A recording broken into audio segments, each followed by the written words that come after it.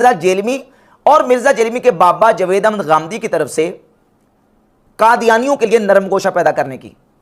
वो कैसे? वो ऐसे कि जब ये लोग इस तरह की स्टेटमेंट्स देके अवामुन नास के सामने ये तासुर देने की कोशिश करेंगे कि भाई अगर कादियानी खत्म नबूवत के ऊपर डाका मारने वाले हैं तो ये जो कश्फ इल्हाम को मानने वाले हैं ये भी तो खत्म नबूवत के डाकू हैं।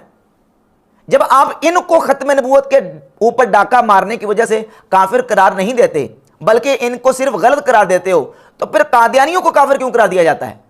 तो ये गोया कि मुसलमानों का जो कादियानियों के खिलाफ एक मुकदमा है, उस मुकदमे को कमजोर करने की साजिश है। और जब कादियानियों को काफिर करार देने की बात आती है तो मिर्जा जेलमी का जो साबका बाबा और मुर्शिद जिसको कह चुका मिर्जा जेलमी जवेद अहमद गामदी, बाकायदा जवेद अहमद गामदी से कादियानियों के बारे में, जो अपने आप को अहमदी कहते हैं, उनके बारे में सवाल हुआ कि गामदी साहब ये बताएं कि अहमदियों के बारे में आपकी क्या राय है। तो गामदी ने जवाब यह दिया कि मेरे नज़दीक जो बंदा अपने आप को मुसलमान कहता है मुझे कोई हक नहीं कि मैं उसका इनकार करूँ। यानी चूंकि कादियानी अपने आप को मुसलमान कहते हैं, अपने आप को अहमदी मुसलमान कहते हैं, तो चूंकि वो अपने आप को कह रहे हैं लिहाजा मुझे कोई हक नहीं कि मैं उसका इनकार करूं, मैं उनको मुसलमान ही कहूंगा क्योंकि वो अपने आप को मुसलमान कहते हैं। ये जवेद अहमद गामदी की स्टेटमेंट है कादियानियों के बारे में।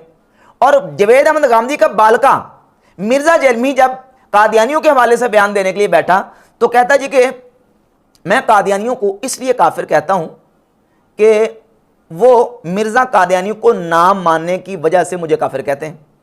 वो मुझे इसके बावजूद काफिर ना कहें तो मैं भी उन्हें काफिर कहना छोड़ दूंगा। अब यहां ये बात समझिए, ये एक तरीका वारदात है कादियानियों